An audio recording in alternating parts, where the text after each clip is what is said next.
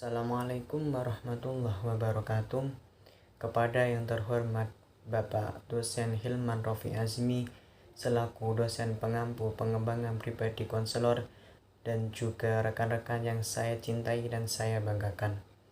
Saya Saiful Ulum dan dua rekan saya, Diah Amirotunisa dan Linda Dwi Karomah, akan menyampaikan beberapa materi yang bertema sikap dan perilaku konselor beriman dan bertakwa. Kepada pemateri, saya persilahkan. Materi yang pertama yaitu pengertian beriman dan bertakwa. Pengertian beriman secara etimologi, iman bermakna pembenaran yang bersifat khusus sebagaimana firman Allah yang artinya, dan tidaklah engkau dan akan beriman atau membenarkan kami walaupun kami adalah orang-orang yang jujur. Makna yang bersifat khusus berarti pembenaran yang sempurna dengan hati, yang melazimkan lahirnya amalan-amalan hati dan anggota tubuh. Jadi, iman merupakan pengucapan dengan lisan, keyakinan dengan hati, dan pengalaman dengan anggota tubuh.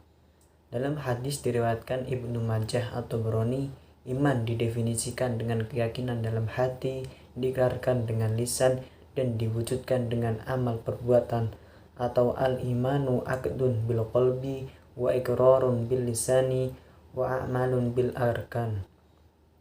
Dengan demikian, iman merupakan kesatuan atau keselarasan antara hati, ucapan, dan laku perbuatan. Yang selanjutnya yaitu pengertian takwa.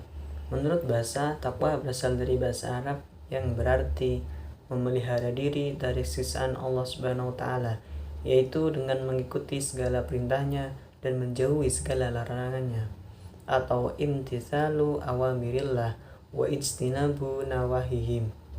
Takwa berasal dari kata wikoyah yang artinya memelihara, yakni menjaga diri agar selamat dunia dan akhirat.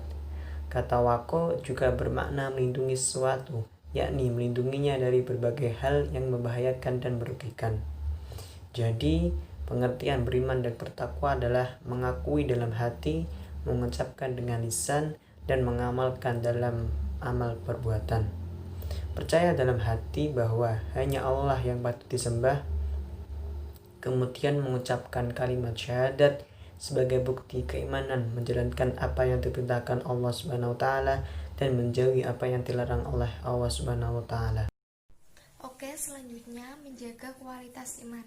Berikut ini ada tips untuk meningkatkan iman dan takwa kita sebagai konselor. Yang pertama, mempelajari berbagai ilmu agama Islam yang bersumber dari Al-Quran dan hadis. Contohnya, banyak membaca Al-Quran dan mempelajari tentang maknanya. Yang kedua, mempelajari ilmu mengenai Asmaul Husna dan sifat-sifat Allah. Yang ketiga, mempelajari sejarah tentang kehidupan Rasulullah SAW. Dan yang keempat, mempelajari jasa-jasa dan kualitas agama Islam.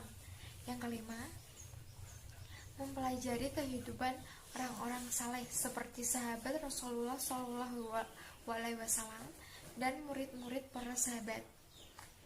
Nah, selanjutnya, renungkanlah tanda-tanda kebesaran Allah yang ada di alam. Yang ketiga, berusaha untuk melakukan perbuatan yang baik secara ikhlas. Di sini saya akan menjelaskan tentang kepribadian konselor beriman dan bertakwa. Kepribadian beriman dan bertakwa merupakan salah satu dari bentuk-bentuk kompetensi kepribadian seorang konselor. Kompetensi kepribadian beriman dan bertakwa kepada Tuhan Yang Maha Esa yang harus dimiliki konselor tersebut yakni meliputi yang pertama, menampilkan kepribadian yang beriman dan bertakwa kepada Tuhan Yang Maha Esa. Pribadi yang beriman dan bertakwa kepada Allah Subhanahu wa Ta'ala merupakan pribadi yang memiliki kematangan beragama. Ciri ini hendaknya tampil dalam perilaku keseharian seorang konselor dan memperlakukan klaim dan dalam mengambil keputusan ketika merancang pendekatan yang akan dipergunakan.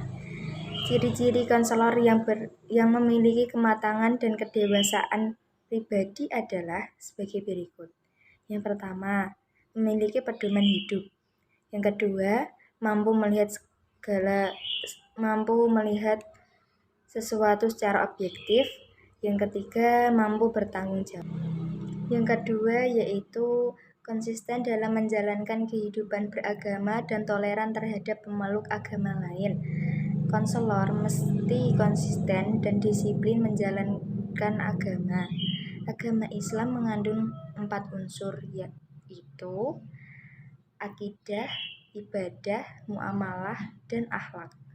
Jadi, kepribadian beriman dan bertakwa itu akan lahir ketika guru memiliki akidah yang bersih, ibadah yang benar, bermanfaat bagi orang, dan berakhlak yang baik. Ibadah yang benar dan disiplin yang dilakukan oleh konselor akan terlihat dari perilaku atau akhlaknya sehari-hari. Akhlak adalah nilai pemikiran yang telah menjadi sikap mental yang mengakar dalam jiwa, lalu tampak dalam bentuk tindakan atau perilaku yang bersifat tetap, natural, dan refleks. Yang ketiga yaitu berakhlak mulia dan berbudi pekerti luhur. Akhlak merupakan bentuk kepribadian. Akhlak mulia dan budi pekerti yang baik akan mencerminkan kompetensi kepribadian konselor yang beriman dan bertakwa. Karena keistimewaan akhlak dalam Islam adalah akhlak mulia dan budi pekerti merupakan akhlak Al-Quran. Perbuatan atau akhlak yang dilakukan konselor senantiasa berada dalam suatu kerangka hukum tertentu seperti berpedoman kepada Al-Quran. Karakteristik ini memberikan gambaran bahwa konselor dituntut untuk selalu bertindak dan berperilaku sesuai nilai, norma, dan moral yang berlaku. Ciri ini hendaknya tercermin pada diri konselor dalam perilaku kesehariannya maupun dalam segala tindakan konseling. Yang keempat yaitu ciri-ciri beriman dan bertakwa. Ciri-ciri beriman yaitu yang pertama, jika disebut nama Allah maka hatinya bergetar dan berusaha agar ilmu akhlak tidak lepas dari syaraf memorinya. Serta jika dibacakan ayat suci Al-Quran, maka bergejolak hatinya untuk segera melaksanakannya. Yang kedua, senantiasa tawakal. Yang ketiga, tertib dalam melaksanakan sholat dan selalu menjaga pelaksanaannya. Yang keempat, menghindari perkataan yang tidak bermanfaat. Yang kelima, menafkahkan rizki yang diterimanya, menjaga kehormatannya. Yang ketujuh, memelihara amanah dan menepati janji. Dan yang kedelapan, berjihad di jalan Allah dan suka menolong. Ciri-ciri bertakwa. Yang pertama, beriman kepada Allah dan yang gaib. Yang kedua, sholat, zakat, puasa. 3. Infak di saat lapang dan sempit. 4. Menahan amarah dan memaafkan orang lain. 5. Takut kepada Allah. 6. Menepati janji.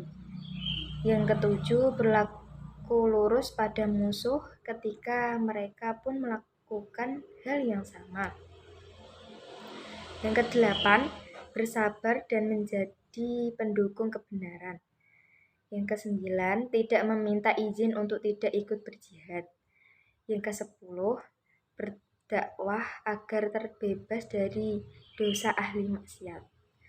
Dari ciri-ciri beriman dan bertakwa di atas adalah hal yang harus dimiliki oleh seorang konselor sebagai salah satu kompetensi kepribadiannya. Sekian materi dari kami. Apabila ada kesalahan, kami mohon maaf yang sebesar-besarnya. Wassalamualaikum warahmatullahi wabarakatuh.